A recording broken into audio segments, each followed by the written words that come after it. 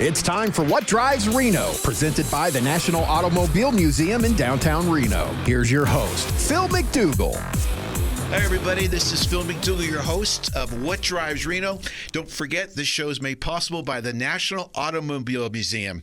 Can I say that again? Yeah. National Automobile Museum. There you go, Dave. All right, I'm excited. We're going to jump right in. We're going to save some of those meaningless facts and all the other stuff for after Dave. Sure. He's got a couple of minutes to go over it. This is outstanding man. I'm excited to have him on the show. He's the real deal. His name is Dave Lewis, the anchor on KOLO 8 News. Dave, welcome to the show. Hey, I got to tell you, Phil, because I sometimes talk about the National Automobiles.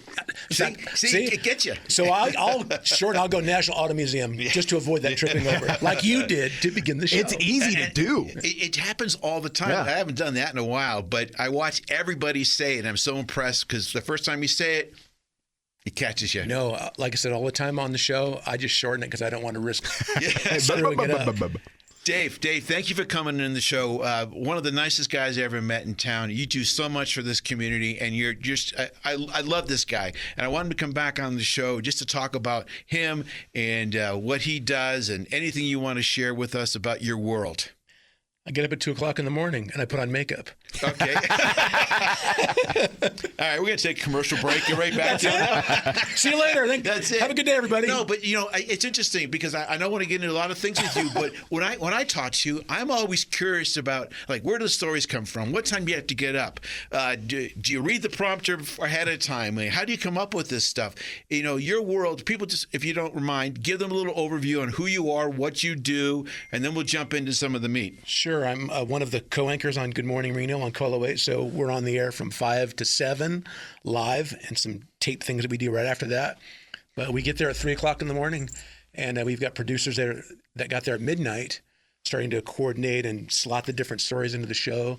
So, with us going to bed at 7:30 or 8 at night, things happen in the evening. So that 3 o'clock time is the chance for me to read all the stories that we're going to cover that day, do some rewriting to say it in my own voice, and make sure I'm an authority on it. I don't want to read it for the first time on the air and learn at the same time you are. That would be a little awkward sometimes. But I've seen people do it. Yeah. No, some people do that, but I don't know how because some of the words alone can be, you have to say it a few times just to get it. Have you ever been reading a story off the prompter and then inside be going, oh, wow, no kidding? I would do that. I would pause and go, geez. Every now and then they'll throw in something at the last minute to fill time, and maybe I'll have a chance to look at it while Rebecca's reading hers, so it doesn't have that whole I'm learning at the same time you are type thing. So I try to avoid that, but it does happen every now and then.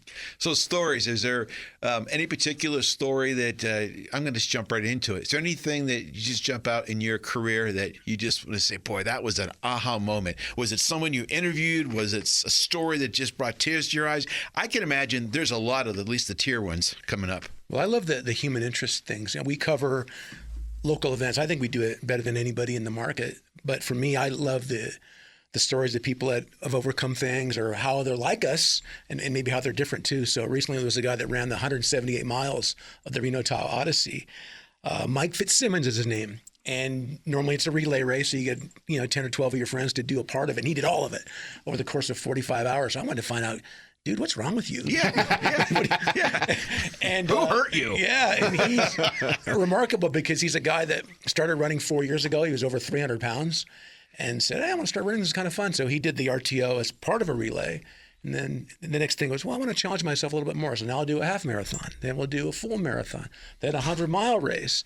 And then, hey, what the heck? What's left? 178. And so I talked to him about a week after that, and he had not run at all.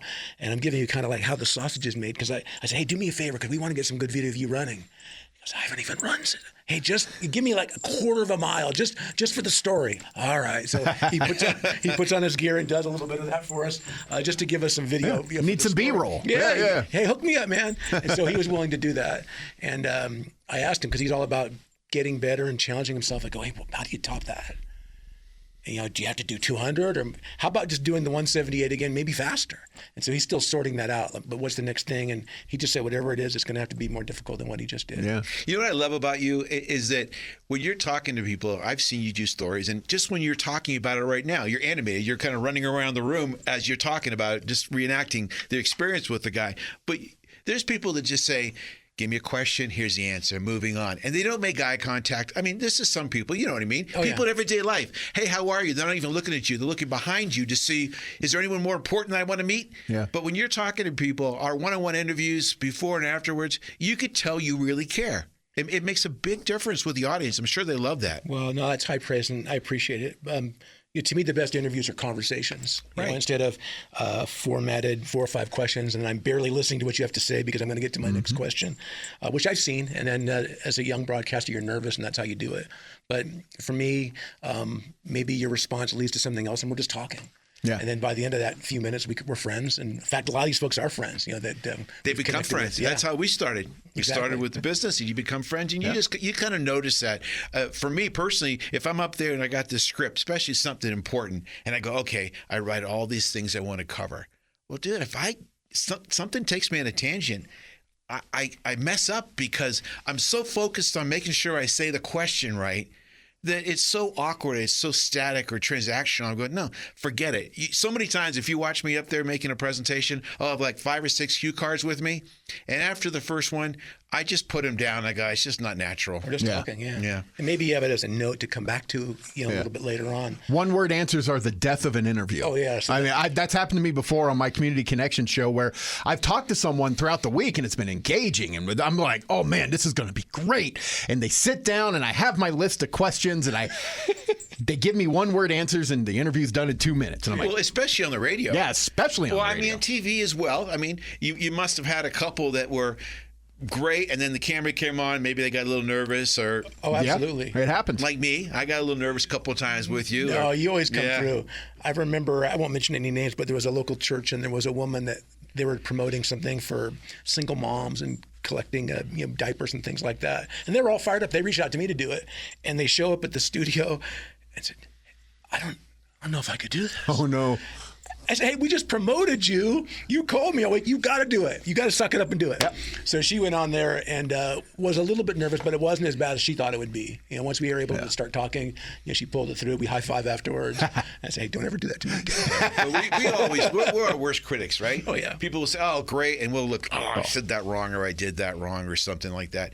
Tell me, what's the most important thing to you as, and just say personally, or your career? Is there anything you want to emphasize to people? Because I think it's really important for people to know the person they're watching on the TV. And that's why I think people are connecting with you so well, because you put in stories once in a while, you throw some personal things in, because that's it. I use the word transactional. Dude, I turn the station if I feel like they're just black and white or a fake smile. I can't handle that.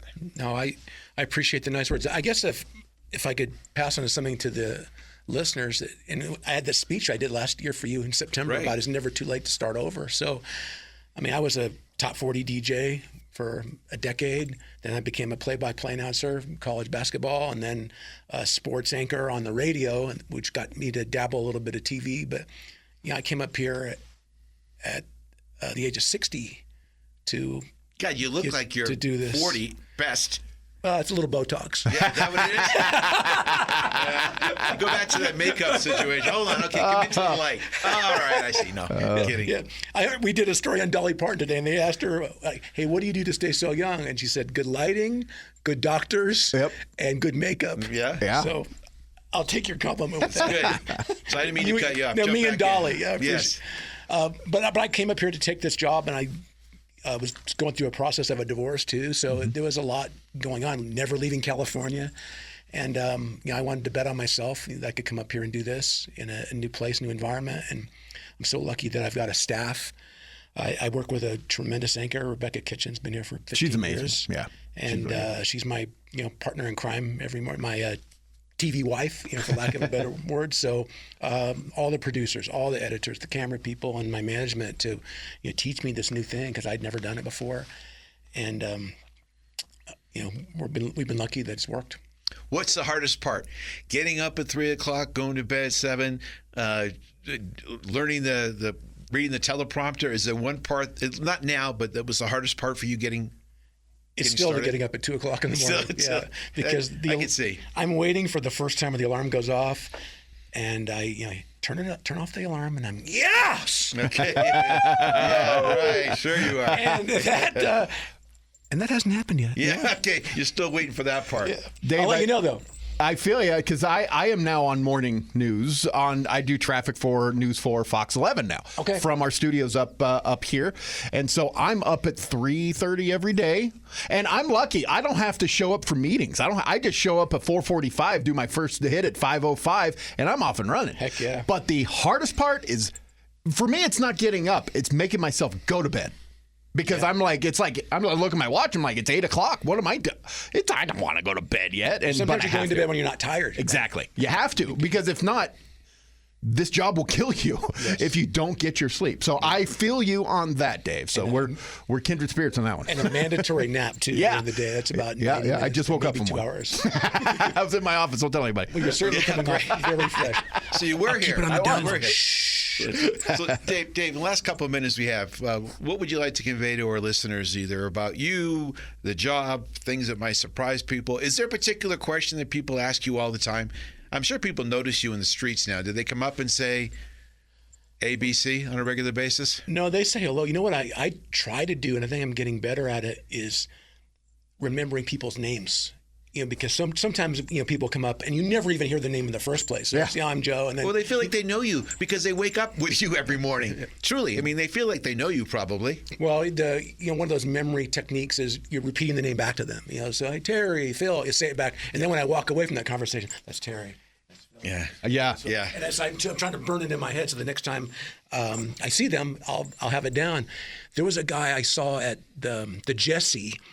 And they do salsa dancing there on Friday night. And he's so nice young guy, came up to talk to me. His name is Dijon, and his girlfriend was Sarah. And this is a year ago. And I haven't seen him yet, but I walked away, Dijon, Sarah, Dijon, Sarah. So the next time I see that dude, I'm going to say his name back to him, along with his girlfriend. And I know it means a lot to people. It does when you remember. The hardest part is if you're out there doing, it's like at the museum, I'll see a lot of members, and they're all so nice. And I know them, but sometimes I'll be in the store, and I'll start thinking, are they a member? I go, I don't know. They smile. Do they know me? You know what I mean? You take them out of context. Sometimes you see people in a suit all the time, and you see someone you've seen a million times in a suit, and you see him casual in shorts and a tank top, and you go, I didn't even recognize you. Exactly. But remembering people's names goes a long way. I just think it must be really challenging because so many people know you or feel they know you, and you do your best to try and reciprocate. Absolutely. Any final words you want to share with our group here? Well, I haven't talked about it yet on TV yet, but I think my son's going to let me say it soon as I'm going to be a grandparent again. Oh, congratulations. Oh, congrats. In December, Wow. A little girl named Jessie Ray.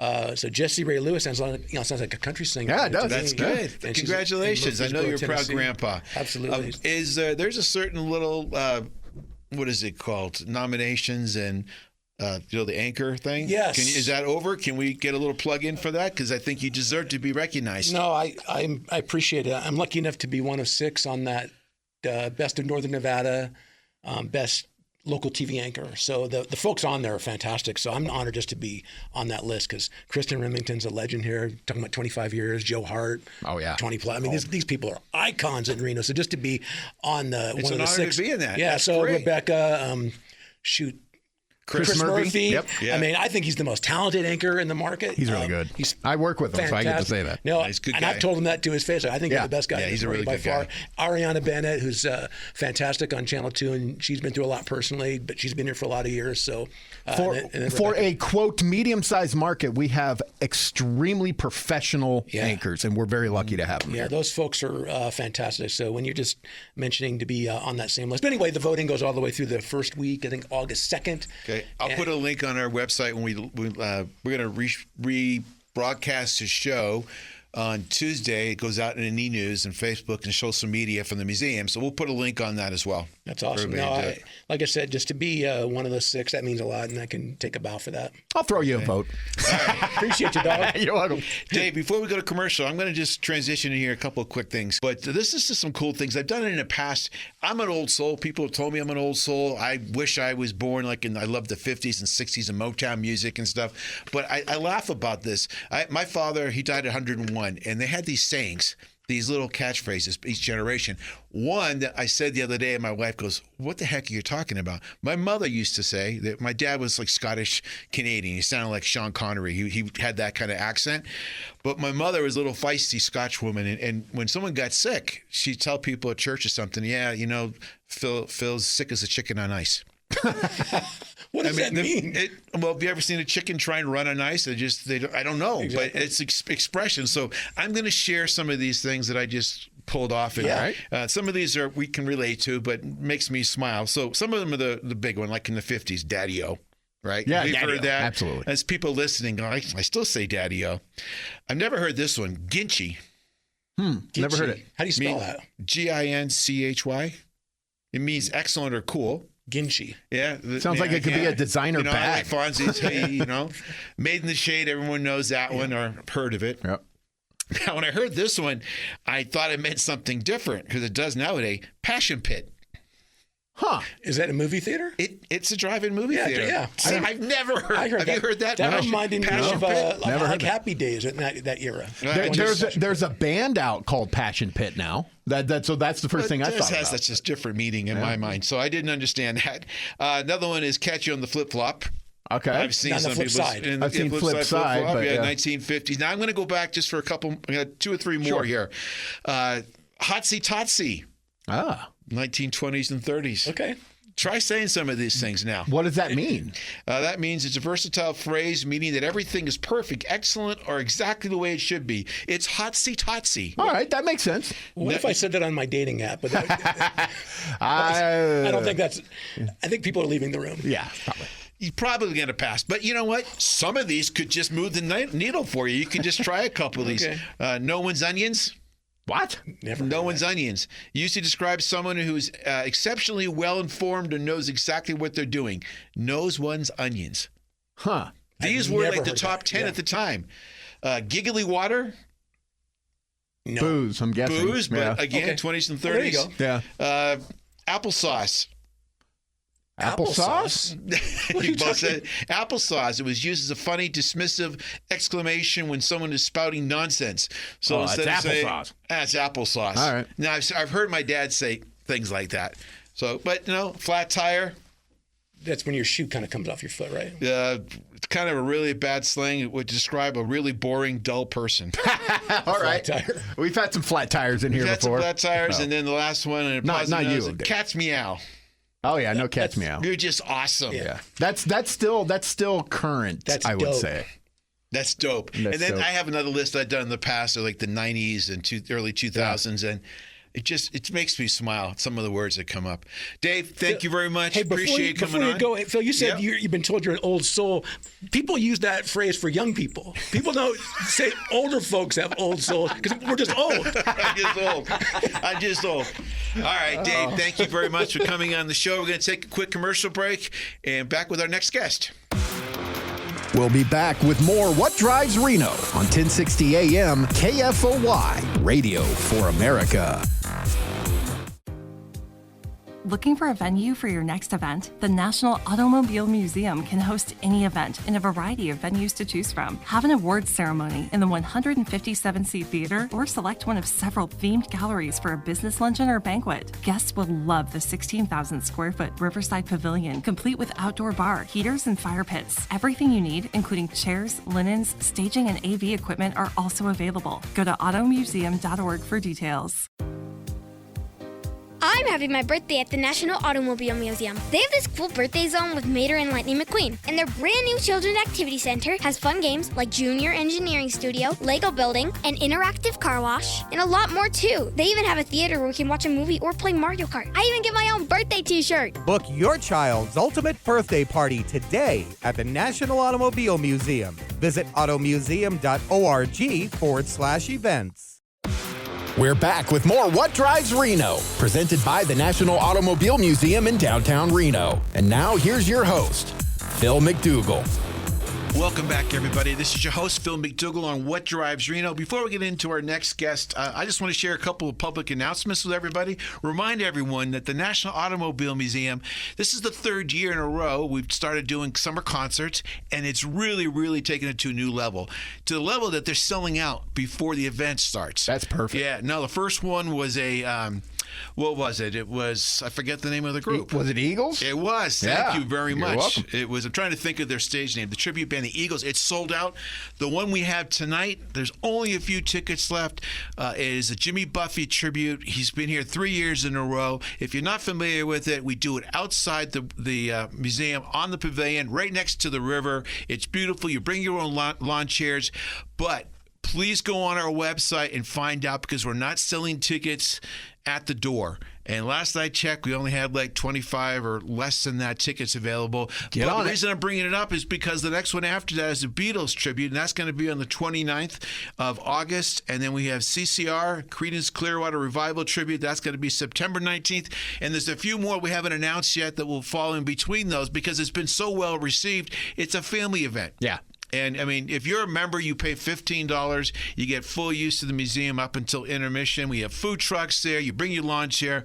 You got to know every single song that people are playing up there. It's just a way for us to get a little community spirit here at the museum. I love it. All right, I'm going to save some more announcements. We have some brand new exhibits that I'm going to talk about. One is Speed Street that opened up last week, and I'll go over that one. And the other one is we did our partnership with Pixar, and we have the cars from Disneyland that arrived. So I'll share some more details. That is Jackson and Cruise. They're there. And that's just in addition to Lightning McQueen and Tow Mater. All right. See, I couldn't remember the name of the band, but I got all those Cars characters. All right. So the moment you've been waiting for, I have Mike Smith here from Reno Vulcanizing. He's the operation manager, and I'd like to thank you for joining the show. Thank you, Phil. Now, I've known you for a while. You're one of the first people I've met here. Very grateful to have you as a friend, and everyone in your team, your ownership, your culture. They're great people. Before we get into the interview, though, I'd like to ask you to share a story about your first car. Well, Phil, my first car was actually a 1972 Vega, but that's not what I learned to drive on. Okay, I heard there's a story behind this. Well, I learned to drive on a Case 440 tractor when I was about 8 years old. Oh, wow. Okay. I was actually plowing fields, and I was actually driving my dad's 64 Chevy pickup. At 8 years old? I was about 9 at that time. It's what you do on the farm. Yeah, you drive your farm. Yeah. Drive around. I was driving these little bitty country roads and could barely see over the steering wheel. But I have to tell you my favorite car. My favorite car was a 64 Oldsmobile. This was the barn find of a lifetime. Unfortunately, this woman's husband had passed away. She told me the car was for sale. It had been sitting in this barn for, probably 10 years. So I told her, I said, well, I will make you a deal. If I have to tow it out, I'll give you $500. If I can drive it out, I'll give you $1,000. She said, that's fine. I took a battery. I took cap, rotor, wires, spark plugs, and a gallon of gas. And I worked on it for a couple hours, and that thing fired right up. Oh. I gave her $1,000, took it home, put a new set of tires on it, changed all the fluids on it, took it for a test drive from Louisville, Kentucky to Daytona Beach, Florida. Wow. On a test drive? On a test drive. What was this car again? What kind was it? It was a 64 Oldsmobile Dynamic 88. This thing was... For $500. I paid $1,000 for it because I drove it out. $1,000 for that. Yeah, I drove it out. That was the deal. That's great. We always remember our first car, don't we? But I think that's the first person that their first drive was, what was it, like a 700-mile, 8,000-mile test ride or whatever that might be? It was quite a ride. Did it make it back? Not a problem at all. Matter of fact, I had a lot of people commenting on it. Actually, a guy tried to buy it off me in Daytona Beach. Oh, wow. How long ago was this? 81. Okay. Do you ever find any more of those deals? Because I always love those shows, those barnyard finds. And I just wish I would be lucky enough to find one of those. Unfortunately, life got too busy where I don't have time to do that. I still believe there's a lot of them out there still. I'm sure there is. We have a lot of people, and we're very gracious, grateful. They'll call up the museum and they say, we've had this car, and we're from Reno, we're from Idaho, we're from Alaska.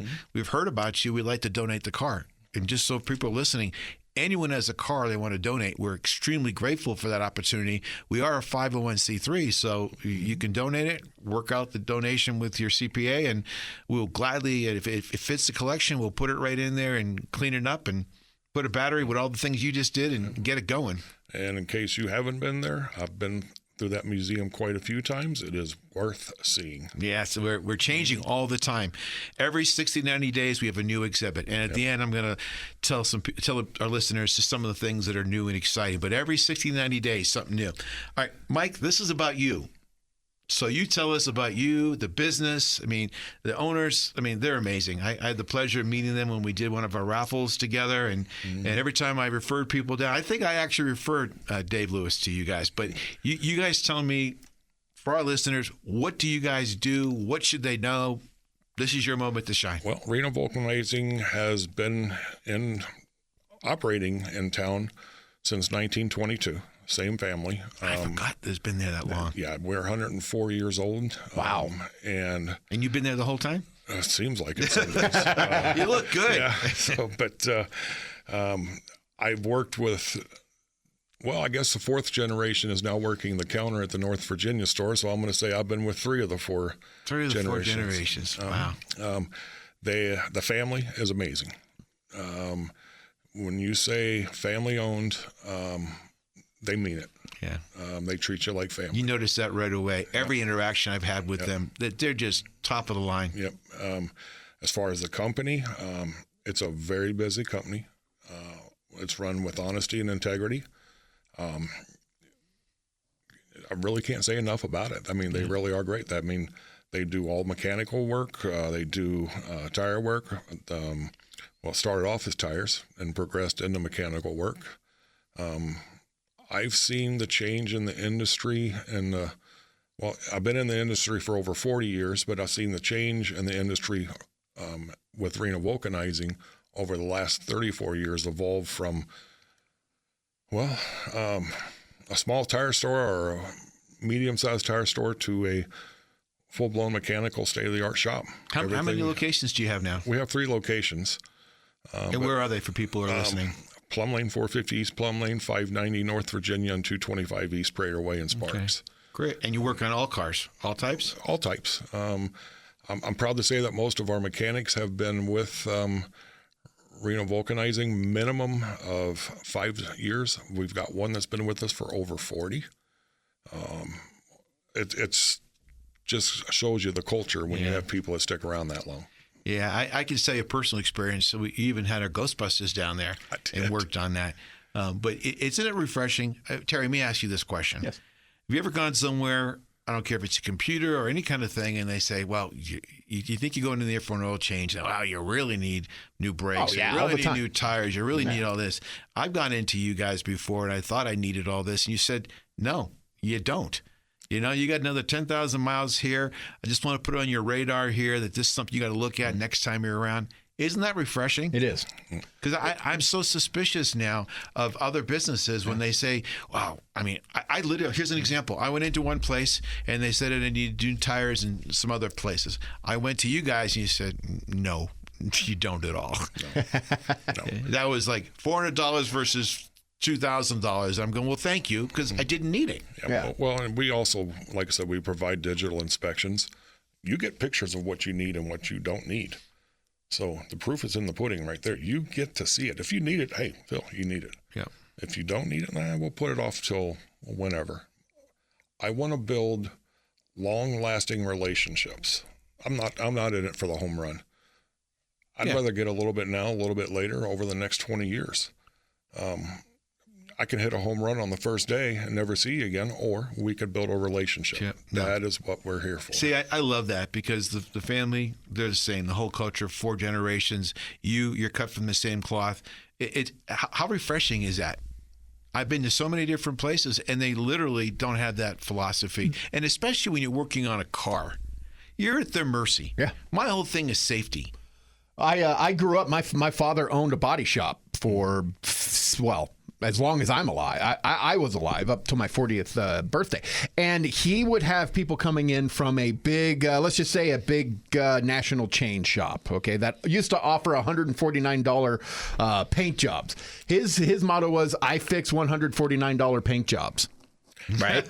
And so they would come in and say, hey, well, this fender's bad. They said, I'm going to need a whole new fender or whatever. But, he's like, no, we can do this for a little less. Here's how, blah, blah, blah, blah. And so I've seen that before where people just come in and like, this is like, back in like 85, $1,500, which back then was just gigantic. Yeah, a lot of money. Yeah, a lot of money. And so he'd say, no, we can do it for half. Let's do it. Yeah. And I've watched that. So I get it. So there's certain things that people are listening right now, just from your just recent experiences or just over the lifetime that people just overlook or don't check out like they should? Any words of advice? 100%. What's your top 2 or 3? Well, maintenance is cheaper than breakdowns.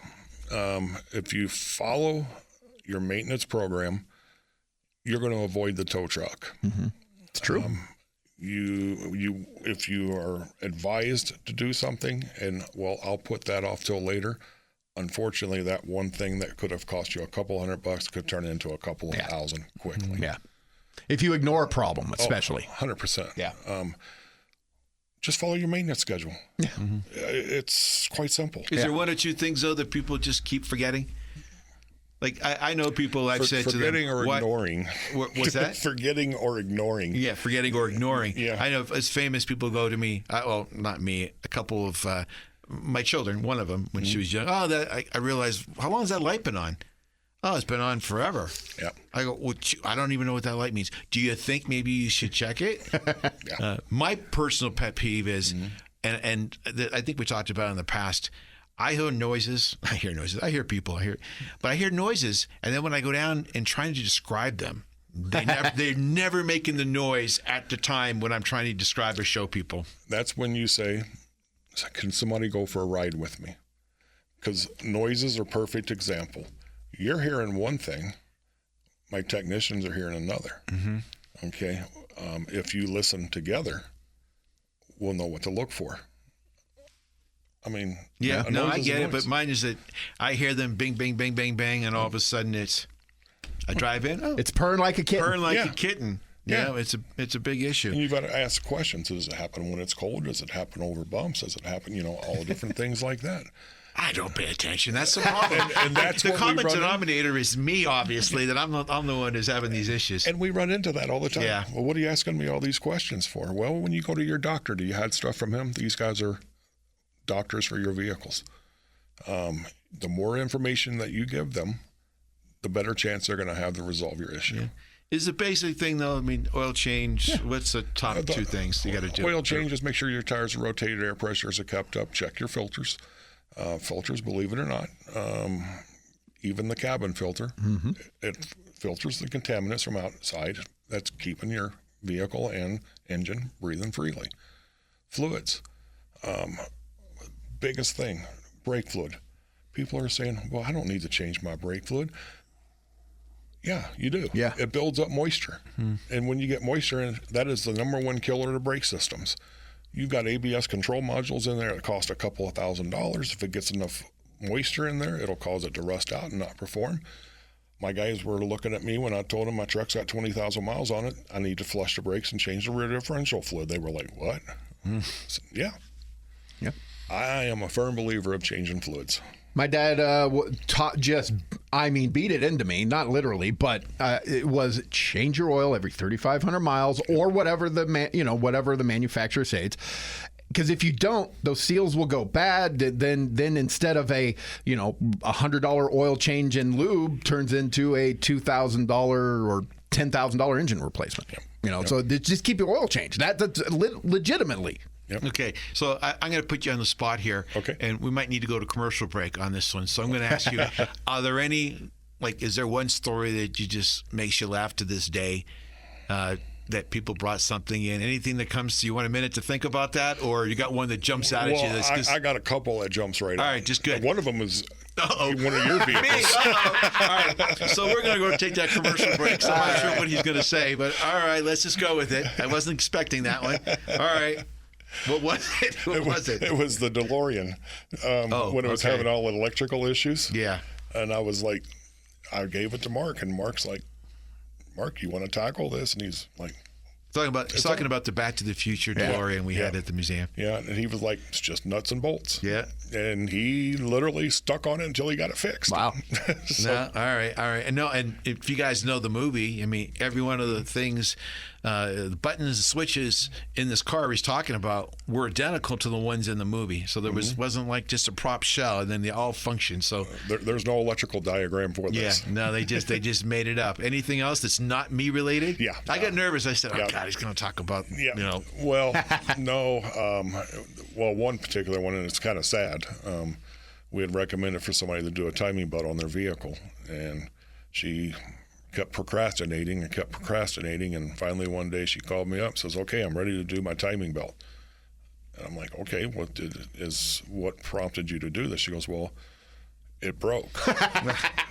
I'm like, well, that is a prime example of an $800 repair that turned into a $3,000 to $4,000 repair because it took her heads out. Yep. Yeah. So, when you found like a screwdriver in the engine or a small animal that was there, or we have found small animals quite a few times. Yeah, I bet you. I remember having a car and I had it all redone. It's where I used to live in kind of a rural area. And I rolled it out because we're having a gathering, and I put it out in, not a field, but an area next to my house. For 48 hours, guess what happened to it? Pack rats. Absolutely. Mm-hmm. They chewed that thing to pieces. Yep. Oh, yeah. And it was like a MG 78 or something like that. Nothing, it was 48 hours. Everything was chewed, distributor cap, hoses, cables. I'm going, how is that possible? They love it. Yeah. Well, a prime example is, and the guy still works for me. Actually, he manages one of the stores for us. He was, at one point in time, he was working in the service department and popped the hood, and a pack rat's head popped up with it. That gave you a little scare. He is a larger man, a manly man. And he jumped up on top of one of the tire machines, screaming like a schoolgirl. That's when you need a little camera in the background. Yeah. Mike, we got about a minute left. Anything you want to share? You guys have any specials? Anything you want people to talk about or know that they might not be aware of? Really just take care of your vehicles, and they'll take care of you. Yeah. Reno Vulcanizing, and you got 3 locations. Yes. Again, one more time, where are they? 590 North Virginia, across from Circus. You got 450 East Plum Lane, few blocks away from where we're at, and then you got 225 East Prater Way on the corner of Prater and McCarran. Perfect. Thank you very much for everything you do. Please tell everyone down there we said hi, and don't be a stranger at the museum. Happy All right. to. We're going to take a quick break, everybody. Thank you very much, Mike. Thank you. We'll be back with more What Drives Reno on 1060 AM KFOY, Radio for America. I'm having my birthday at the National Automobile Museum. They have this cool birthday zone with Mater and Lightning McQueen. And their brand new Children's Activity Center has fun games like Junior Engineering Studio, Lego Building, an interactive car wash, and a lot more too. They even have a theater where we can watch a movie or play Mario Kart. I even get my own birthday t-shirt. Book your child's ultimate birthday party today at the National Automobile Museum. Visit automuseum.org/events. Looking for a venue for your next event? The National Automobile Museum can host any event in a variety of venues to choose from. Have an awards ceremony in the 157-seat theater, or select one of several themed galleries for a business luncheon or banquet. Guests will love the 16,000-square-foot Riverside Pavilion, complete with outdoor bar, heaters, and fire pits. Everything you need, including chairs, linens, staging, and AV equipment, are also available. Go to automuseum.org for details. We're back with more What Drives Reno, presented by the National Automobile Museum in downtown Reno. And now here's your host, Phil MacDougall. Welcome back, everybody. It's your host, Phil McDougall. You're on What Drives Reno. Before we get to our last guest, I just want to remind everybody about some really cool things that are happening at the National Automobile Museum, which is located at 1 Museum Drive. If you haven't been there in a while, we are changing things every 60 to 90 days. So when's the last time we changed, Terry? Oh, boy. It's last week. Last week, yeah. Last week we changed. We introduced our new Speed Street exhibit. Yep. It's really cool. Tom Clower, he helped get it going. He donated some NASCARs. We have fully interactive. Phase 2 is just around the corner, like a couple of weeks. We're going to be putting in a full NASCAR simulator. Yeah. So that's going to be cool. If you thought you could drive a NASCAR, we're going to find out how good you really are. I'm going to find out. And that's going to change all the time. Right now is a full list of our full selection of NASCARs, but then we're going to have our drag racing, our sprint car in, Formula One cars will be there, and we're going to partner with other organizations in town and nationally. We're going to bring some speakers in. So every quarter we do a speakers series. That's new. I mentioned earlier that we have Jackson, and we have, who else we have? Cruz from Pixar, in addition to Tomater and Lightning McQueen. That's a huge event space we have now dedicated to them. But more importantly, we did a commercial the other day, and the question was on the commercial. We said, "Do your children not listen to you? Are you tired of doing their homework? Do you have to repeat things 15 times?" And I said, "Well, we can't help you with any of that, but we do throw an awesome birthday party at the museum," and it made people laugh because we have such a cool experience. So if you're looking for something new, some place to have a really cool birthday party, we have tea parties, Barbie parties, cars parties, superhero parties, and we have space. We decorate it. We have a 3,000 square foot children's interactive area. You're building cars, designing cars, racing cars. And then also we have a full movie theater so the kids can put their cube in or their, what's the other game, Switch, and you can have it a full movie screen playing Mario Brothers, whatever you want. And the other part, the end of the commercial I said is, and we clean up the mess. That's perfect. So that's the part everyone latches on to, not all the other cool stuff.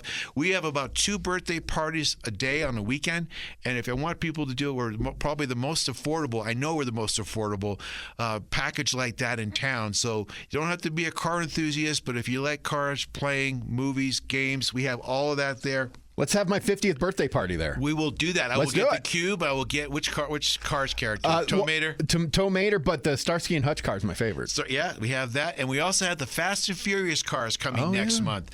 That's new. So just last week, cars. Before that, Speed Street. Then we have Fast and Furious coming in. We have a whole month of cars going to be coming in just dedicated to lowriders, the VWs. We have speaker series coming in. That's so a whole bunch of cool stuff that people don't necessarily realize is happening. I want to get a plug to our newest partner, Reno Tahoe Transportation Company. So our concert that we have today, later today, and the future ones, if you want to go with a bunch of friends, and I encourage you, please do not drink and drive. Do not do any of that. You can go get an affordable bus for you and your friends or a town car. Go to one of our events or anywhere in town. Mention National Automobile Museum and get an automatic discount. Perfect. Cool. I've never said that much quickly. How did the free day go? Because that was just this week, right? Well, thank you for asking that. Yeah. As a matter of fact, we did almost 2,000 people were at the museum yesterday. It was amazing. And I literally go, I don't know if people are going to show up. 9 o'clock, we had a line of people around the museum door waiting to get in. Wow. We had the guys up there doing, Nathan was doing his balloon twisting. We had Cars movies in the theater. Mm-hmm. We had photos taken with the Cars character. We had Pet Network there, which is an amazing organization. Yeah, they were in last week. They were fantastic. They're great. Yeah. And actually, I want to do one more plug with them because for the month of July, if you're looking for someone, recent pet had passed away, you're looking for a new addition to the family, there I have a donator. Someone's donated all the costs associated with the adoption. Wow. And there's a bunch of that goes with it, right? Yeah. So for the month of July, if you're looking for a dog or a cat, young puppy, 6 to 7 years old, please come on down there and look at Pet Network. They're an incline, but they have a website, and we just really want those animals to go to good homes. Absolutely. They're great companions. All the dogs and cats and kittens, with the exception of 2, were adopted yesterday at the museum. That's fantastic. And there's one that's probably going to be adopted today, and hopefully someone's going to get the next one. I have a sneaking feeling it's going to be one of my relatives because they took pictures of it. But a lot of cool stuff happening. I encourage people to go to automuseum.org to learn more. Lots of great things get adopted. I'm adopted. Yes, you are. And good. That's good. We need a companion. All right, here we go. So my next guest is First Lieutenant Randy Plunkett, and he is with the Civil Air Patrol. Welcome to the show. Thank you. We're going to start off, Randy, with your first car, and if you got a little story behind that, we would love to hear. It's kind of an embarrassing story, but I'll tell you. Even better. That's the one we want. Actually, let's make a note of saving this particular version for some of our highlights. Perfect. So go ahead. There you go. Well, it was a 1986 CRX SI, one of the little two-seaters, little four-cylinder, but that thing was quicker than snot. I mean, a four-cylinder back in 1986 that runs a 16-second quarter mile. There were a few friends of mine that may or may not have been embarrassed that had V8s. I got the car literally on accident. It was actually my father's car. I was out driving it and had animals run out in the middle of the road. I missed the animals, but the car behind me didn't miss me. My dad, who is still with us, he actually lives in Reno. Mm-hmm. He taught me something about being true to your word with this as well. He got very angry with his new car. He said, well, you wanted some help getting your first car, buddy. There's your first car sitting there in pieces. Police report came back. I wasn't at fault. He kept his word. Wow. The day I got out of the shop, I'm 16 years old in high school. He hands me the keys and he said, go get your car. Wait. So you weren't at fault? No. And it sounds like that you got basically a new car by the time this was all done, if they covered it. It was about 6 months old. Wow. That's nice. But literally by accident. Yeah. Sorry, it took me a minute to catch that one. Yeah, literally by accident. That's great. Any other stories with that you want to share that just between the three of us, no one else is listening? Well, I'm going to embarrass my wife too. I taught her how to drive a manual transmission with that vehicle. And I think 2 clutches later, she had it down. All right, that's good. Only 2. It gave me an excuse to put in a competition clutch. So perfect. I got that out of it. All right. Well, thank you for sharing that. I want to get into the time we have. I want to talk about the Civil Air Patrol. What is the Civil Air Patrol for people who are listening? The Civil Air Patrol is a 501c3 charity, but it's also affiliated with the U.S. Air Force. Okay. It's actually the official auxiliary of the U.S. Air Force. It's funded by, or not funded, but it is staffed by almost 100% volunteers.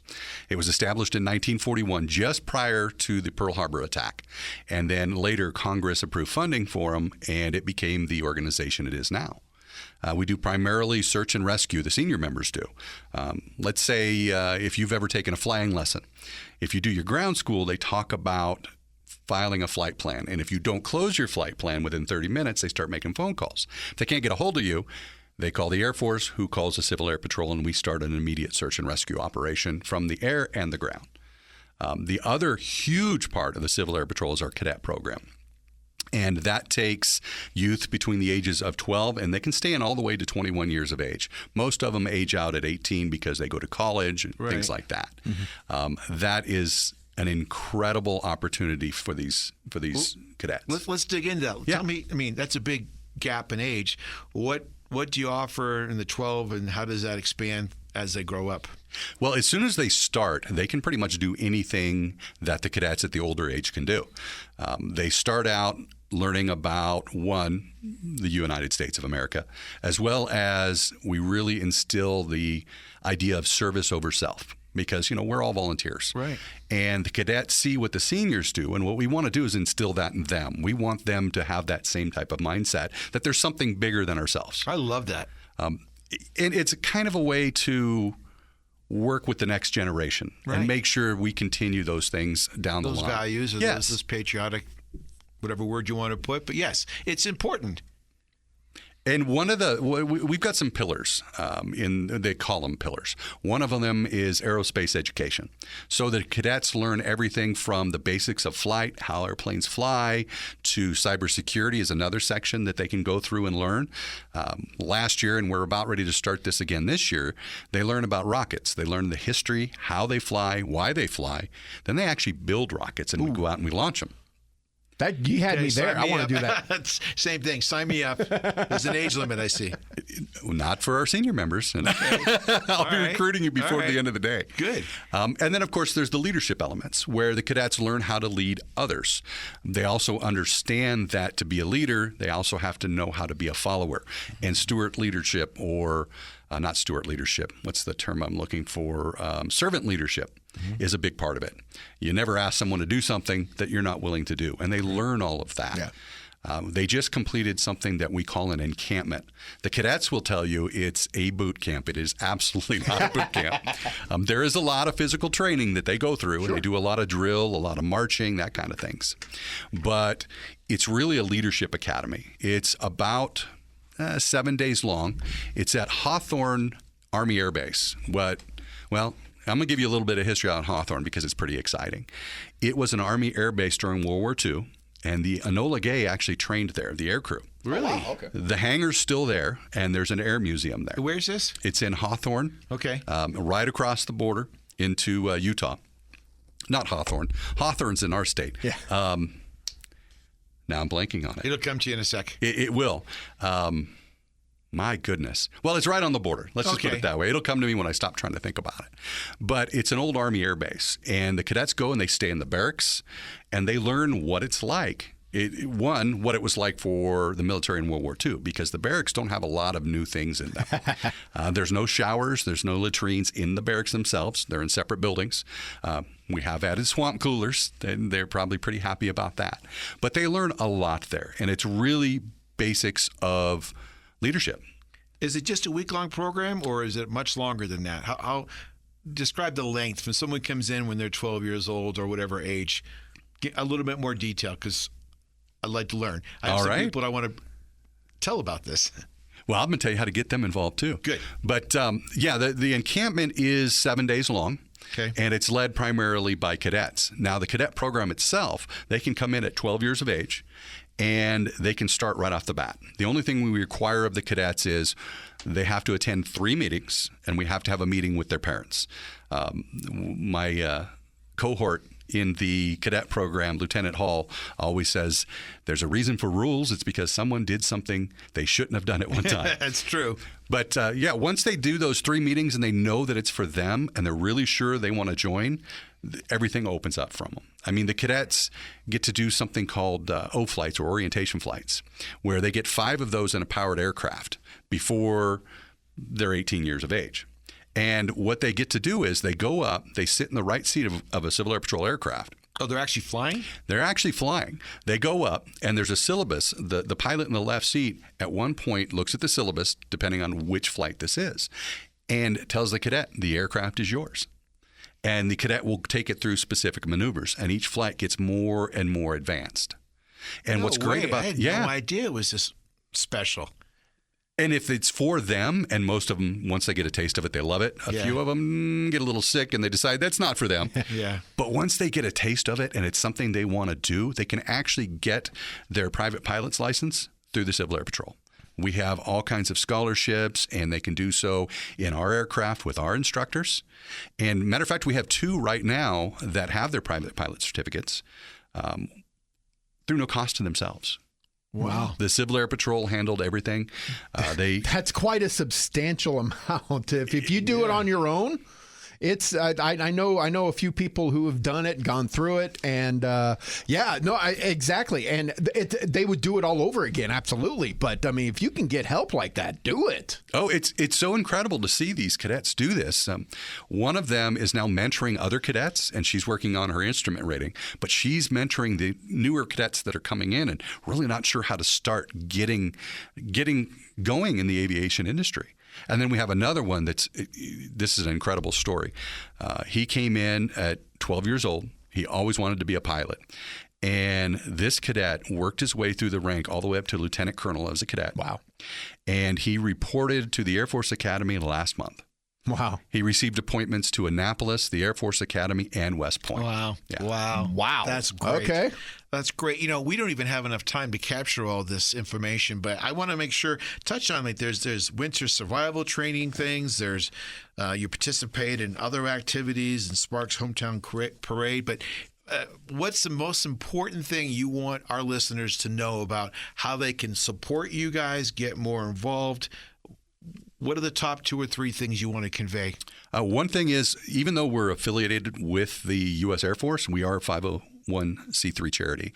And a lot of the fundraising we do, not only do we purchase equipment for search and rescue operations and give back to the community that way, but the big part is for the cadet program. The cadet program is very inexpensive, but when they do extra things like the encampment we just had, I'll tell you one cadet in particular, he suddenly found himself in the foster program through no fault of his own, about 6 months before his 18th birthday. Oh, wow. He wants to be a pilot more than anything.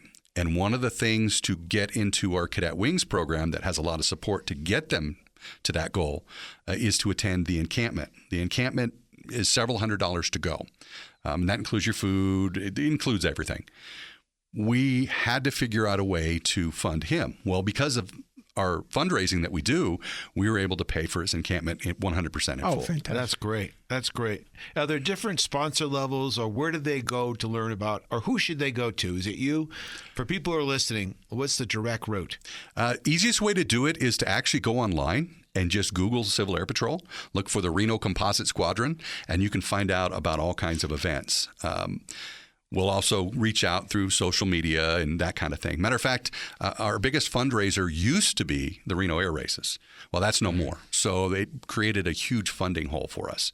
So we work with things called like Wreaths Across America. I don't know if you're familiar with that. Yeah. Yeah, every December, Yep. we have the cadets come out and they lay the wreaths. Well, we sell the wreaths as well.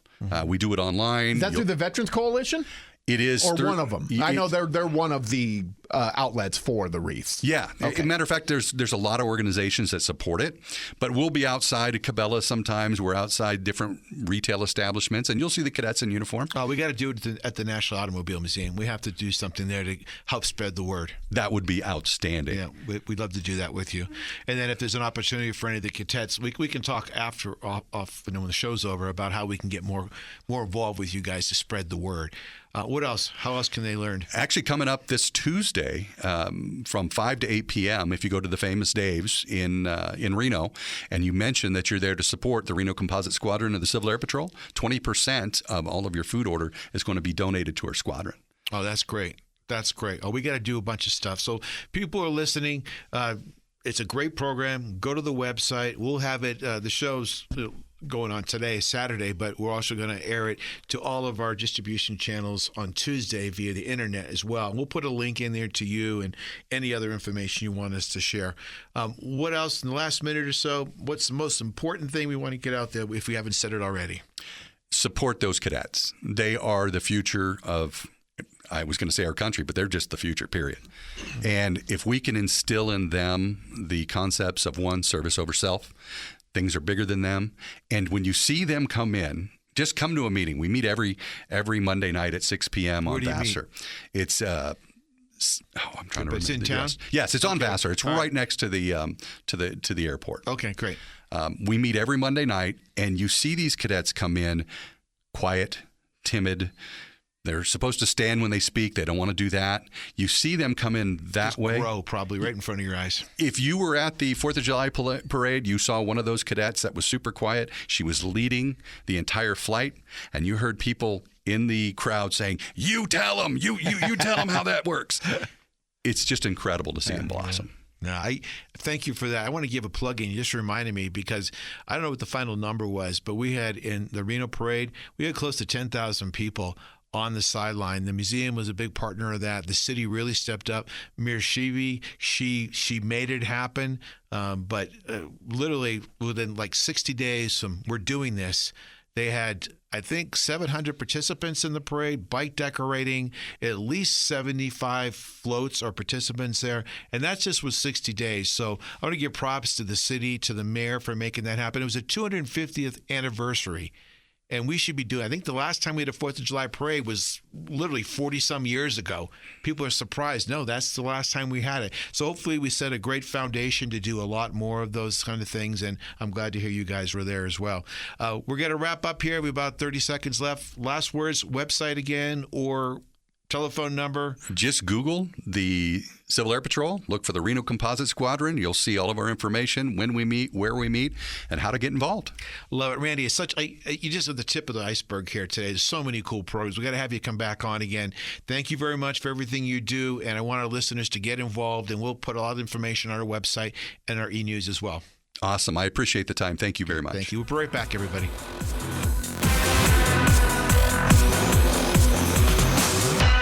All right, welcome back, everybody. Terry, 3 amazing guests once again. As always. All of them done so much more than I've ever done in my life. Yeah, likewise. I'm always so humbled by some of the things that they do and the dedication they have, and they're volunteering their time. And, from Mike, literally one of the nicest guys you're ever going to meet. He was great, yeah. And I want to emphasize something. You ever gone to a place that you're not sure they're going to be in business after you do the service? Yeah. Especially your car. 4 generations there, and it's going to be on for years. That's the kind of relationship or business we need to support. They've been around over 100 years, and they'll be around probably another 100. Yeah, Mike, great Reno Vulcanizing. Everybody here from the patrol, for Randy talking about it, and then we just had some great people. Dave here Lewis today. was great. Dave Lewis, he's the real guy. You hear stories of people before our front of the camera, behind the camera. He's just as nice behind the camera when the camera goes off as he on. He's the real deal. Yeah. Tell us about the show tonight. What show tonight? Don't we have a show? Yeah, we do. Yeah. We do. I'm just kidding. So with the show, it's probably going to be sold out. So go on the website immediately, automuseum.org, if you want to see the Jimmy Buffett concert. And if it is sold out, unfortunately, we're not selling tickets at the door. But the next concert is going to be on August 29th with the Beatles. So automuseum.org, changing every 60 to 90 days. Worst case scenario. Sound good, Terry? Sounds great. All right. We'll see everybody next week. Thank you, guys. Bye. You've been listening to What Drives Reno, presented by the National Automobile Museum in downtown Reno. For more information about the museum, head on over to our website, automuseum.org. We'll be back next Saturday at 11 a.m. with What Drives Reno on 1060 a.m. KFOY.